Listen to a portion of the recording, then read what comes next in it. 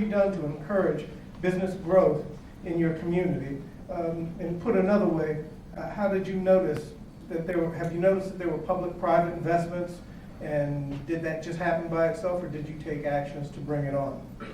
So you can take turns doing that, and I'll go downstairs. What we've done in Ingleside, of course, is we've looked at our financial incentive packages. We've had industrial districts within the community for many years.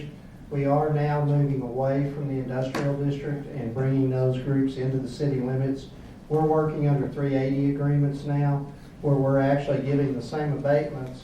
However, they're under the city limits umbrella, so we feel we have more control of what's going on. So we did go that way. We found out one of the things that we do is the people are coming into town and looking through the community, working with the GIS department and other GIS within Corpus Christi Regional Economic Development and the San Pat Economic Development, who we work closely with. We make sure that property owners we're aware of large tracts of land, so that when someone comes in and says, I'd like a 2 or 3 or 500, 1,000 acres, we know where it is, we know a contact number. We're not a real estate company. We don't care whether the contact number is a realtor or an owner, but we want to know within our community what's available.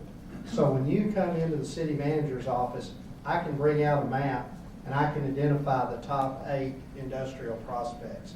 I can give you those. We're now starting to work, we've got a little more time. We're going to start working infill with properties of 5 acres to 100 acres.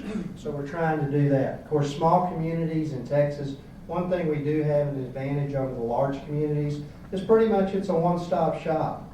Folks, you don't come in and spend 6, 8, 10, 12 weeks working to get one permit.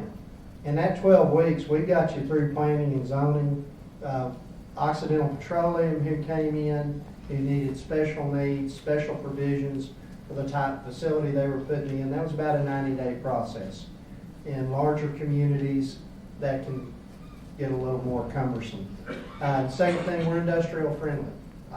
Our jobs, right now, we figure in the next 5 years, 3,000 to 5,000 construction workers, 1,500 probably from just the new projects we know now, 1,500 full-time. We know that in the last 2 years, Kiewit Services builds offshore rigs in Ingleside. They've moved from 1,000 employees to between 2,000 and 2,500. We know Gulf Marines moved from about 400 employees to about 1,200 employees. They also build offshore rigs. So we've got the offshore rig plus the Eagle Ford. Would it be happening without the Eagle Ford? We don't believe so.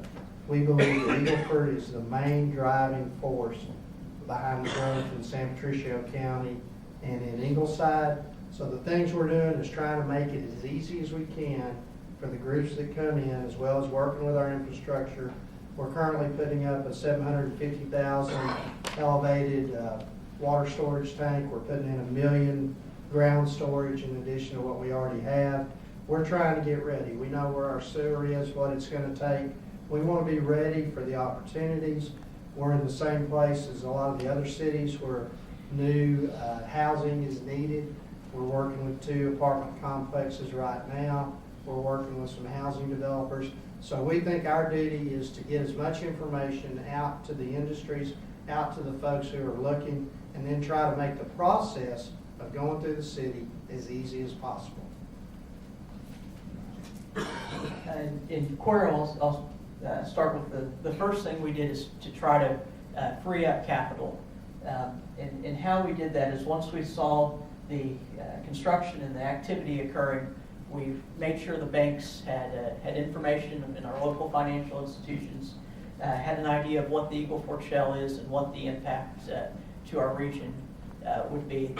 The largest, I think everyone who's aware of the Eagle Ford Shale has seen the great work that Dr. Tunstall at UTSA has done with the economic impact of the Eagle Ford Shale.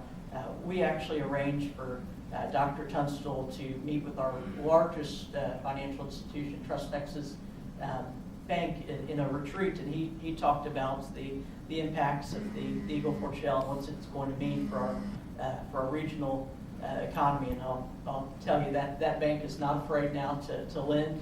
They're aggressively loaning money, and we've we were able to free up capital that way.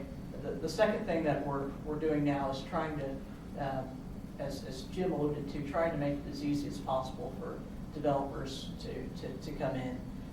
We just this week kicked off what's called Quero Site Search. It's an interactive site selection website where through GIS and through Google Earth, developers can now look at digital copies of both land and buildings for sale in Quero and DeWitt County. One of the things we've noticed is we obviously have properties flying off the market, and there's a tremendous interest in land in our region. So we want to make it as easy as possible for our developers to find properties.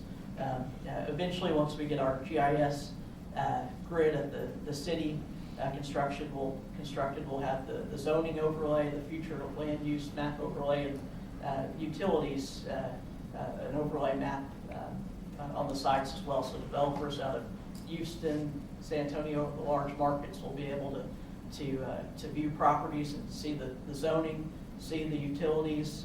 They have an 8-inch line, 6-inch line, and they'll be able to really cut down on their time that it takes to find property. And we think it's going to be a big advantage, and we'll probably go live here next week in terms of advertising it, but we just created QueroSiteSearch.com.